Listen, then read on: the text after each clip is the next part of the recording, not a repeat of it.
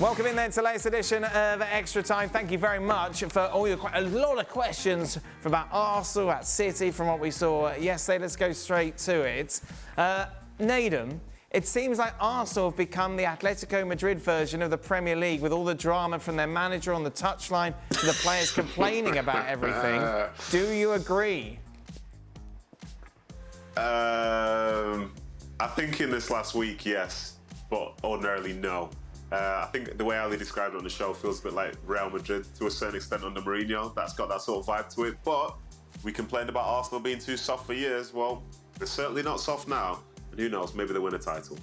What's up with Haaland and Gabriel Jesus? Why do they hate each other, Nedum? You know things, Manchester City things. You say Gabriel Jesus? Jesus, they were getting angry at the end. There was a bit of a tete-a-tete at the end that I saw. Isn't that the manager for Yeah, Haaland. Yeah, Haaland's very good at sort of like winding people up. He has got a little bit of that housery in him. He enjoys his football, loves scoring, but he does have that that sort of like amateur spirit to him. So yeah, he lets people know if he's having a good time or not. Well, I'll tell you what the problem is. Erling Haaland scoring goals, Gabriel Jesus nowhere near scoring goals. Oh, dear. Is that unfair to describe them as the Atletico Madrid of the Premier League? Oh, I think they've got to stoop a bit lower yet to reach those depths. Still a bit to go, Yeah. You love Atletico Madrid. Yeah. Mario, can you explain why Arsenal is considered a title contender when their entire strategy against good teams is parking the bus? Having two players fail to complete a single pass in 90 minutes feels like a pretty simple failed eye test. That was, of course, Kai Havertz and Timber, who didn't complete a single pass in the whole game. Yeah, okay, that's sad, of course. You know, that's so not Arsenal. And the way they played as well is not Arsenal. They kept it really focused and disciplined and like we were almost watching a different type of team. It wasn't really an Arsenal way. We haven't ever seen them play. Even when we go back in the olden days, they didn't play like that. But now, when they play like that, I think it was an answer to this is what we have to discipline, because if you could see the disappointment, if they would have held on to it, their way, their mindset, they would have thought that they're already like at the league. But now, in a way, I'm a neutral one. So for them to concede was probably something saying to us, hey, it's still open, it's still winnable, it's still for everybody open, it's still exciting. But yeah, I mean, this is just, we don't want to see it, but this is football, guys. Sometimes you gotta win games that are not always gonna be that pretty. And that is the same thing with the guys who won it. If you look at City's game, you cannot tell me that City always played really beautiful football. There are also games that they might have played the game, the style that they wanted to play, but they won it. And nobody talks ever about it again. Trust me, if they win it. This is football, Ali. Yeah, I don't mind it. If you've made the decision that this is who you need to be in order to win the title, then so be it. But as I said in the show, I just don't think that it will be enough, just this. You have to bring some of the dynamic movement in the attack that we have seen in the past. If you find a happy medium, a combination between the two, the toughness, the discipline, with the attacking talent, now we're talking. Given United's performance this weekend against Palace, Stephen, do you remember that game? I do. Remember what happened? I do.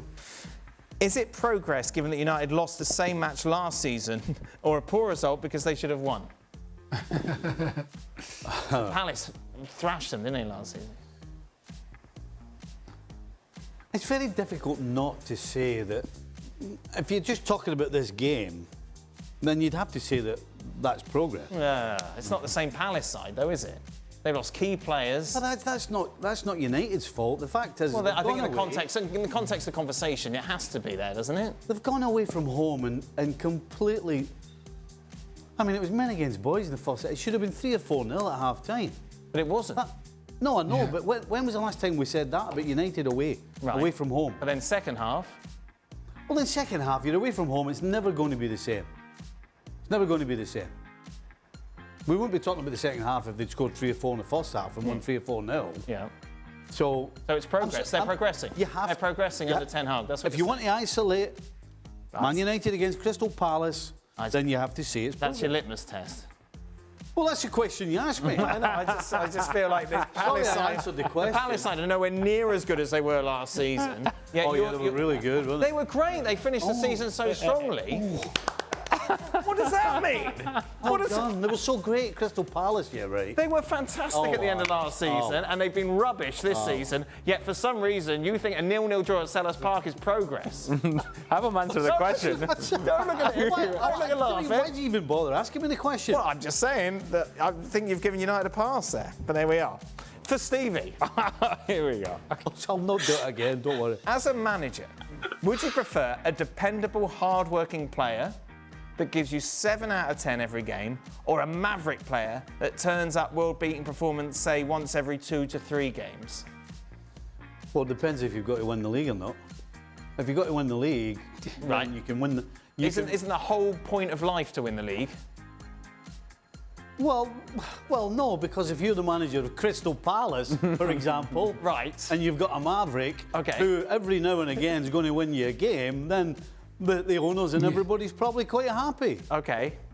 But if you are Manchester City and you're supposed to win the league every year, then you can't afford to have guys turning up now and again. Okay, so you would need your dependable. You can win the league with everybody 7 out of 10. Right. And you'd have a chance. You wouldn't win it with your maverick guy who, if he didn't turn up. No. Who was your most frustrating maverick guy, Nedum?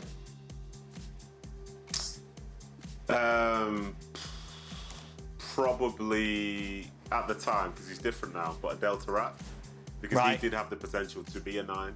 Like, when people think of Adel Taarabt, they think of him being all these players, scoring all these goals. A lot of those goals that I remember, they were actually in the Championship with QPR. So the next year when we're in the Premier League, like, he had the ability to do that. And at the end of that first season in 2012, you know, he sort of stepped up in a big way. But there were still aspects of his game, his professionalism stuff, which just wasn't there. And when he's trying to nutmeg the opposition on the edge of his box in the Premier League, it's very different to doing it in the Championship. So I think that was him. And then, I know, a few years later, he's playing as a defensive midfielder for Benfica. So obviously things did change. But I think when I think about him and how good he was, the fact that he left no real mark in the Premier League is a big shame, because he had all the talent in the world. What about you, Mario?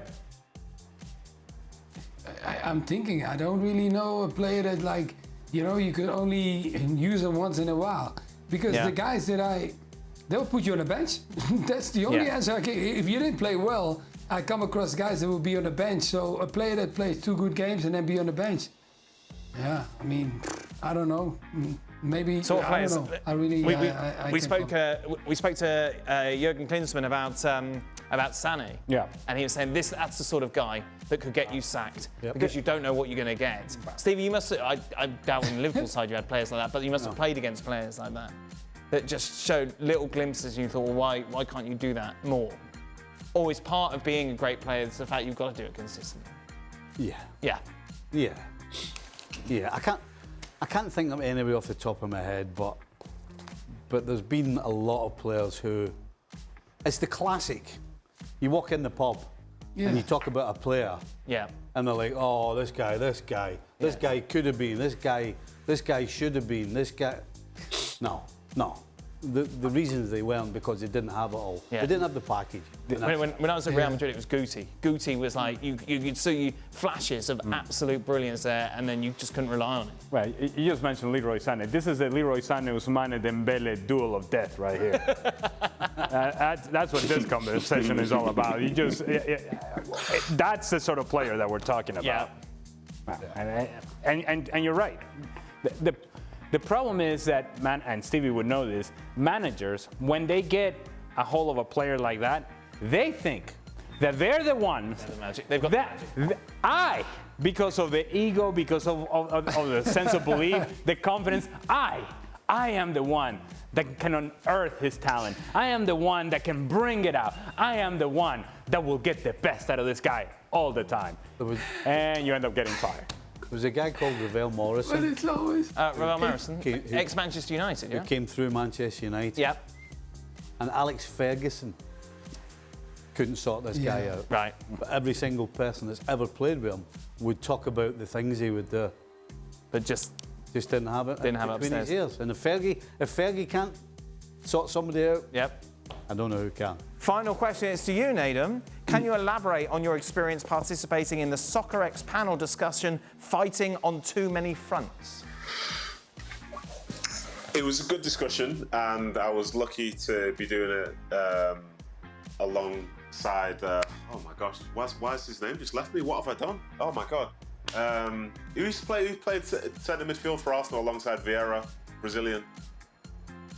Petit. Not Edu, the other one. Manuel He's Petit. not Brazilian. Gilberto. Gilberto. Petit. Gilberto Silva, Manuel literally Gilberto with Silva. Gilberto Silva. okay. Yeah. And we were talking about how there's so many games involved in football these days. Talking about this tournament that's going to be coming at the end of next year in the USA. But I think what was good was that he also had a different perspective, because he talked about teams in, say, the Brazilian league, for example, who can't get enough games, and talking about the time, and a reminder that not every football calendar is from August through to May.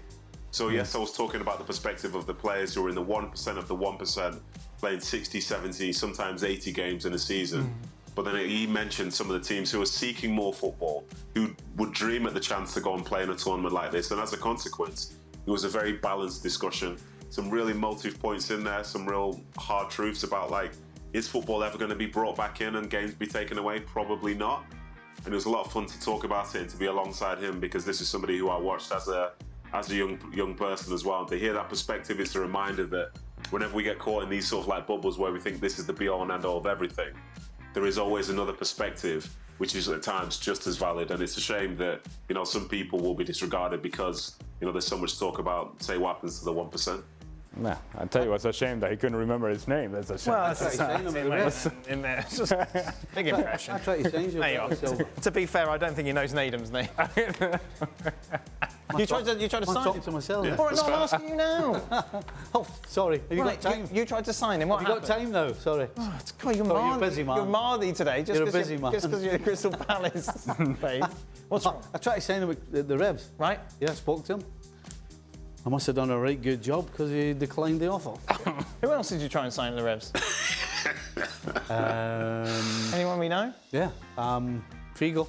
Figo? Tried to sign him and all. Yep. Did a great job of selling that one as well. Good. What was the top of your pitch? What was the hook? No one's going to throw a pig's head at you. The tough field. That was a good start. That's not your opener. If you want your need to that go. didn't go down well with most players. No. You play on tough. Do you? Yeah.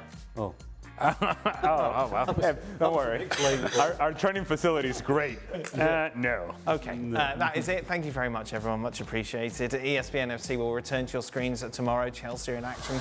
Real Madrid as well. And it's Craig Burley's birthday. Oh, what an occasion. What an occasion for everyone. Great day to be off. Oh, I'm off.